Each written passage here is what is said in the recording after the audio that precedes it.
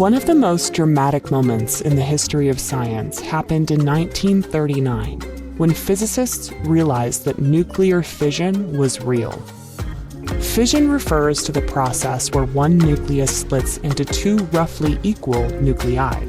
The realization that energy could be generated in this way challenged almost everything that was accepted about nuclear physics at the time. But just 3 years later, the first nuclear reactor was created.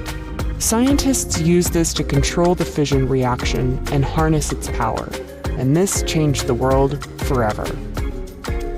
There are two ways of releasing nuclear energy: fission and fusion. In fission, the splitting of a nucleus generates energy. Once scientists learned to control this reaction, they were able to create energy that could be used as electricity. Though first used to make atomic bombs, fission is now used in reactors worldwide to produce heat and radiation energy. Nuclear fusion, on the other hand, is what powers the sun and stars. In fusion, light nuclei merge, or fuse, to form one heavier nucleus.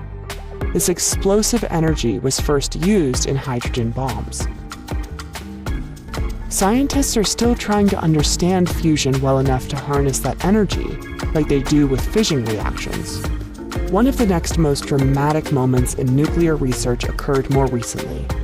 In 2022, researchers at the U.S. National Ignition Facility used 192 lasers to achieve a high enough temperature to get hydrogen ions to fuse into helium, creating an explosion that produced more energy than it consumed, a long-held goal of fusion researchers.